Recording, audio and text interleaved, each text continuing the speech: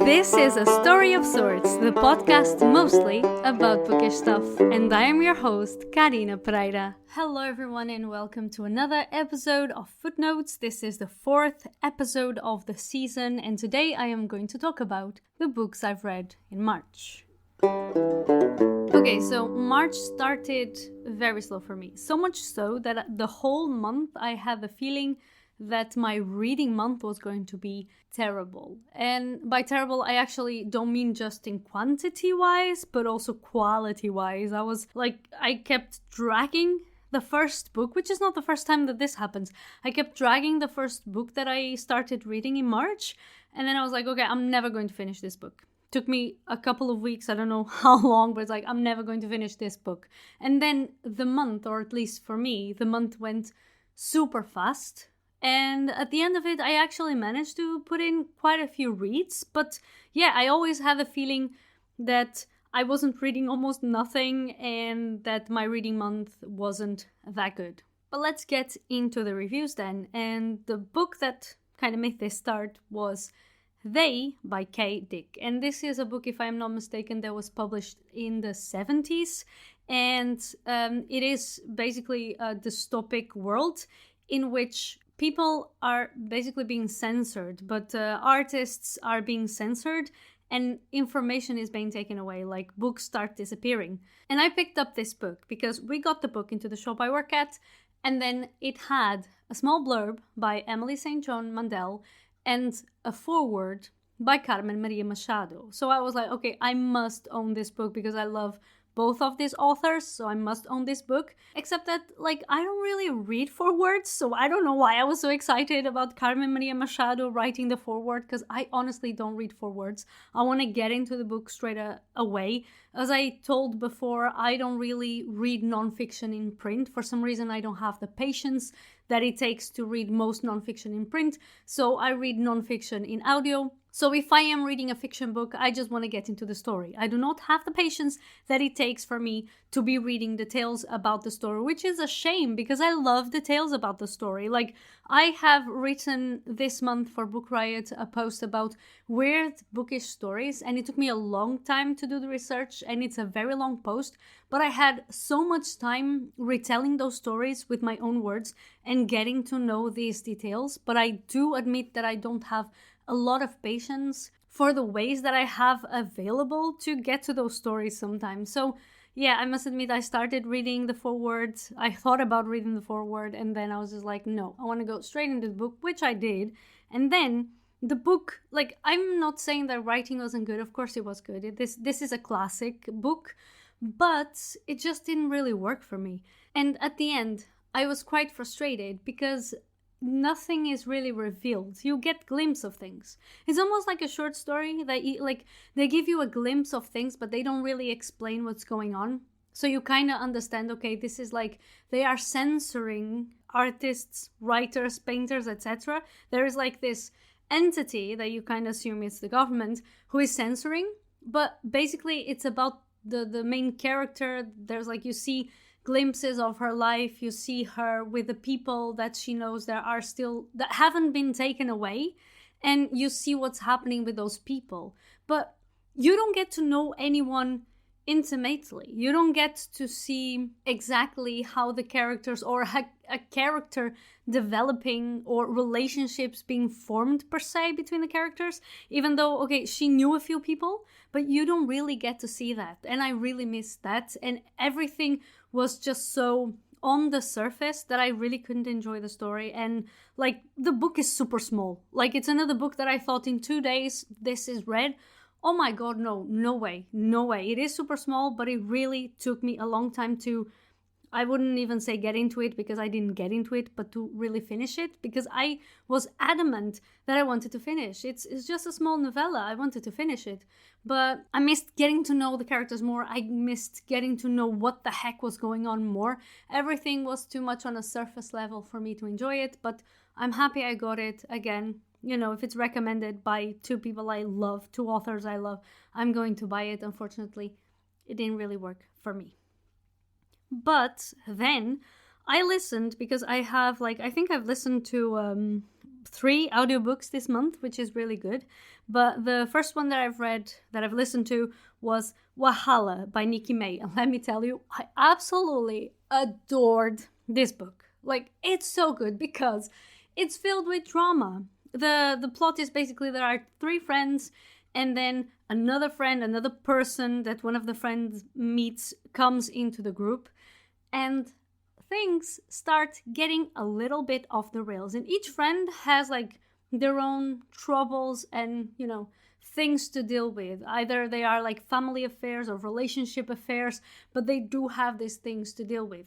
And then this third person, kinda in a sense, well, not in a sense, she does make everything worse by, like when you have like that little devil on your side telling you to do something, and like you are seeing this person being that little devil, and you're like, you bitch. I don't like calling women this, but like, oh my God. It's like, and then you see the people doing certain things, and you're like, I cannot believe they are actually going to do that. That's like the most terrible idea. And this book would work great as a TV drama because there is so much drama, but it's interesting. Like, don't read this as like, oh, I don't like drama or whatever. No, it's interesting drama, and there's a lot of character development, and you get to know a lot about characters and their interior, like their conflicts, their deeper conflicts, and how they want to thrive in life and what they struggle with. But it is a lot of drama, and it is super interesting. And by the end, you're like, yeah, you're just rooting for the characters, and you're just like amazed by how things developed and how wild they become. So yeah, like I cannot recommend Wahala more than I do. And I honestly hope that either Netflix or whatever, I don't care, that they make a movie out of this or a series out of this, because it would work so well on TV. It really would work great on TV. Next book was Yerba Buena by Nina LaCour. I had never read anything by Nina LaCour, but I had heard a lot of good things about her book. Especially, I think, was Not Okay. Is it Not Okay? It's like I see the cover in front of me, like a girl on her, like you see the back of the girl with pink hair, and I've heard great things about that book. And Libre FM they have their ALC's program, which I'm part of. And I'm very happy because they always have such good books. They always choose such good books for every month. And then I had Yerba Buena, and I thought, okay, maybe I should give Nina LaCour a try. And I'm really happy I did, because I did really enjoy this book very much. It's not a romance, but it is a romance, a queer romance, but it's really, I would maybe call it literary fiction as well, because it has to do with people and, again, their development and what they go through in life. But the funny thing is that it gave me a lot of Taylor Jenkins Reid vibes. Maybe it's the same narrator as Evelyn Hugo, but I'm not sure anymore. And the storyline for some reason really made me think of Taylor Jenkins Reid, although Taylor usually does things with big parties, famous people, etc. And this wasn't like this at all, but I really got a lot of those vibes, California vibes, etc. And yeah, I truly enjoyed this book. And I'm not sure if she didn't become a super favorite of mine, but it was engaging and it was interesting. So I'm glad I picked it up. The next book was probably, I think, maybe my favorite of the month. And I've read it for the book club that I host at work called Educate Yourself. And we wanted to read about climate change, because actually we've been reading about social justice and social issues, but they are all queer, that's the same thing, LGBTQ, racism, feminism, and we had never read about climate. And then someone said, oh, I would really like to read about climate. And then I found this book, Migrations, that I also saw a few reviews, and most people seem to like it very much. And so I decided to get it. That's the book we were going to discuss at the book club. Unfortunately, we did not, people who were supposed to come in, they couldn't last minute because of work. And unfortunately, I did not get the chance to talk about this book with anyone yet. because the meeting didn't go through. But I'm so happy that I got to read this book. And this book is about this woman, and she wants to follow, like, the world is basically, we are at the end of the world again. It's like, I've been trying to read books about the end of the world because they fascinate me. And we are at the end of the world. And this woman is alone, and she is, if I'm gonna mess Alaska. She's in Alaska, I think. Is she? I don't know anymore. Listen, I read the books. I swear I read the books, but I forget details. But she is kind of alone, and she wants to follow the last migration of terns on Earth, because the Earth is gone to shit because of climate change. Earth, like a lot of animals that we see nowadays, that we know exist nowadays, have been extinct. There's almost no fish to be fished because we fished them, like, to extinction. I cannot say this word today. Extinction. Anyway, so yeah, the world is really like, things are not okay. But there are still these birds, and she knows that they're going to go extinct, so she wants to follow them. So she tries to go. What does she need? She needs some fishermen, because she figured they can't really fish. Like, the fish is going, so they don't have a lot of fish available. But birds know where the fish is. So if we all follow the birds, I will get to see the birds, and they will get the fish. Right? So she gets, she approaches this crew and tries to convince them to travel with them, even though she has no experience as a fisherwoman. Fisher, is that enough? So she tries to convince them. And then basically the whole story goes back and forth, like in different years. It's not even like, it goes like 12 years back sometimes, 4 years back in other times. And you kind of get to figure out and find out things about her life along the way, and why she wants to do what she is doing. Why her love for birds, and like the whole mission. It's like, the story is really good. I loved all of the little plot twists, because there was nothing like super, maybe there was one plot twist that was a bit, oh my god, but the other things you get to know, they are less, wow, but they are still there, and they are very important for the story. And I loved getting to know those things, but the writing is so beautiful. It's so poetic, and it reminded me a little bit of, I know this book is in Dutch, but Het Vogelhuis, which is actually translated to English, but I read it in Dutch, and it's the Bird Cottage, if I'm not mistaken, and it's about the life of Len Howard. But there's this poetry, like, I want to talk about Braiding Sweetgrass, because I know the writing is different, but there is this poetry and this melancholy, this sadness and heaviness to the writing that makes it so beautiful and so engaging, and I absolutely adored it. So if you are considering migrations but you haven't read it yet, please do. I can almost guarantee that you're gonna love it. I did. The next one, keeping with the migration theme, was The Annual Migration of Clouds. Again, I got it from Libre FM, and it was, again, another book about the end of the world. So I was like, well, this sounds perfect. Like, it has a super cool name, and it's about the end of the world. Let's listen to it. I liked it, but I gave it 3 stars, or 3.5, because I wasn't very engaged. Like, I had this thing that it happened when I watched Star Wars the first time, which is they give you a piece of information at the beginning that it's not very interesting or important for the whole story, for what is about to happen next. But I get fixated in that. Like, when is that going to happen?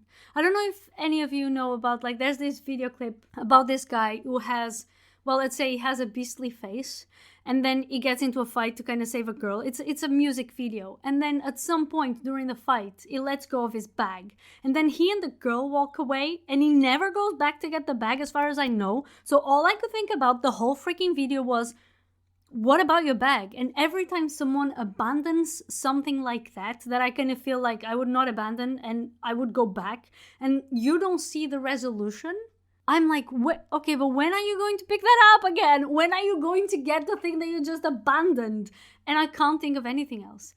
And in this book, it starts with a promise. Like, a girl gets a letter, and then she is invited to go to this university, to this academy. And it's the end of the world. So people live in a way that they really have to work hard just to get, basic things to eat, not to starve. And they live in a community, and the life in that community, like every person in the community is important to work for the community together so they can survive. And her mother, she has some issues and she can't always work or fend for herself all by herself. But this girl knows that this university letter, this invitation to go and study, it's a big opportunity for herself, but also for the community. Because you go study, you develop, and whatever you learn, you bring back to the community. But of course, her mom doesn't even know. They don't even know if the letter comes, like if it's not a scam or if it's not a lie, and then she has to take the trip all by herself to go to the university without even knowing if it's actually really truth. And then I was like, okay, she's gonna go to the university. This was like the first bit that the book makes you believe. She is going to go to this university. She wants to go so much. More than anything, she's gonna find a way. Except that the whole book, she is kind of holding on to this. But the whole array of things are happening, and I'm waiting for her to go to the university. And I think maybe it's the fault of Wilder Girls that I read a few months ago, and I was expecting to be something happening at the university. So I kind of felt like that the whole book was just the prologue. So the book was the prologue until she went to university, because that's what she is supposed to do. But no, the book is actually basically her whole journey to go to university and to make that dream come true. And I'm not going to tell you if it happened or not, of course, because I don't want to spoil the book. But because of that, I kept hanging on. Okay, when will this develop? When will she find out if the university is true or not? When? And yeah, you don't know. Okay? You don't really. Like I said, maybe you do, maybe you don't. But until the very end, it's just like the whole premise for me never came true. You never see her at the actual university, okay? Which this is not a spoiler. It's okay for you to know this. It's not important because this has nothing to do with the plot of the story. And if I had been able to just, let go of that piece of information about when is she going to school and just read what I was reading and figure out, let it happen, it would have been okay. But I could not let go of that. And the story is still interesting. It's well written. I like the narration and everything, but I just kept holding on to that. And I do think the premise kind of didn't develop in a way that it was satisfying to me. I was not satisfied with what the book was able to give me. Even though I think that it is a good book and I think that people will honestly, truly appreciate it, for me, there was something there missing. The next book was a memoir, which I haven't read in a while, and I love memoirs, especially in audio. When they are narrated by their writers is even better. This one was I Came All This Way to Meet You by Jamie Attenberg, and I have never read anything by Jamie. I think it's Jamie because her name, I think I heard her say Jamie. So I apologize if it's Jamie or it's not Jamie, right? It's Jamie. I don't know. Anyway, I had never read anything by the author before, but I really, truly love to get to know authors through their memoirs, or honestly, any celebrity. Sometimes I have this idea of a celebrity, then I will, because I don't know enough about them, and then I will listen to their memoirs oh, wow, I learned a lot about this person, and I really enjoyed learning so much about this person. So I have now actually bought one of her books, The Middlesteins, I think that's the title. And because I was looking also for more books for adults with a fat main character, and she actually has this one, but I didn't know anything about her. And I honestly, I really fell in love with the author because the way she's reading, she's narrating, and she is always, you can hear the smile on her face. And even when she is telling things that are kind of sad, and depressing, she has that softness in her voice that I really loved, and her optimistic way to kind of tell stories. I loved hearing about her love for travel and how she used to always be on the road and stuff like that. So it was so interesting to get to know about her life like that. And it's actually a funny episode because I was at work and I was thinking about the memoir. It's how good it is. And then I was like, oh, I don't know who this author is. Let me Google her. And as soon as I Google her, you get like a bunch of photos, of course, of the author. And my first reaction was like, whoa, she cute. Like, she damn cute. And then I went home after work, and I always listen to audiobooks on my way home. And I was listening, and just coincidentally, in that chapter, she was talking about not being a pretty woman. And I was listening to that, and I was like, what are you talking about? Like, the first thing I thought when I Googled you was how cute you were. And now you're talking about how not cute you are? It was just a funny coincidence. But yeah, I saw a lot of people on Instagram talking about this book, and that's why I picked it up. Again, thank you, Libra FM, for another advanced listening copy. And I truly loved it. I gave it 5 stars. And I can't wait to actually get to know her writing and her books now. The next 2 books that I've read, and this is why I've read, let me count, 1, 2, 3, 4, 5, 6, 7, 8 books this month, were graphic novels. One of them, the first one I've read, was They Called Us Enemy by George Takei. And I've been meaning to actually read this graphic novel for a while, but I don't know, I just hadn't ordered it before. So I just decided to put an order, and it came in a few weeks ago. And I love graphic novels, and I think graphic novels are so good in memoir, like when they are to tell about history and to teach history, because most of the times, and especially like this one for sure, like I'm not talking about Maus, because Maus is a heavy book. I haven't read it yet. I'm a bit daunted by it, but I'm sure it's an amazing book to learn about the Holocaust. But it's a heavy book. But books like graphic novels like this one, but like They Called Us Enemy, they are easy to understand. They are not confusing. Like the images help the understanding.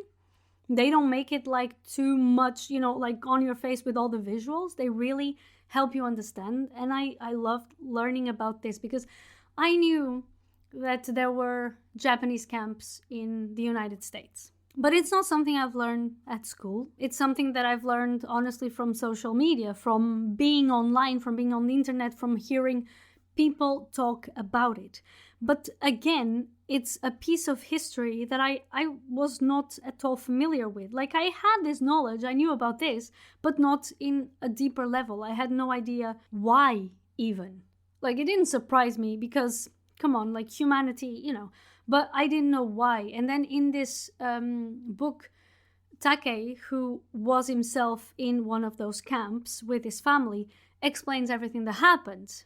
And the curious thing to me is, Pearl Harbor used to be, as I was, in my 20s, one of my favorite movies. I loved that movie. But you learn about Pearl Harbor, and you never learn what happened to Japanese Americans and Japanese people who were in America after Pearl Harbor. So I did not know that the camps were directly connected with Pearl Harbor.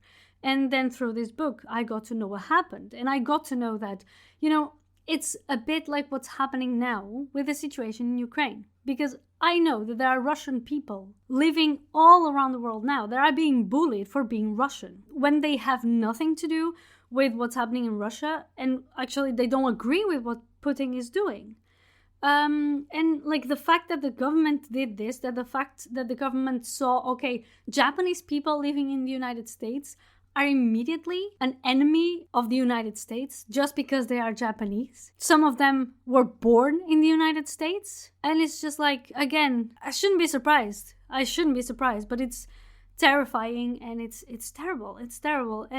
But this book is really good. So if you want to also learn more about George Takei's life, but also about this experience that he had and that many like him had, I can really recommend They Called Us Enemy. Is a beautiful graphic novel as well.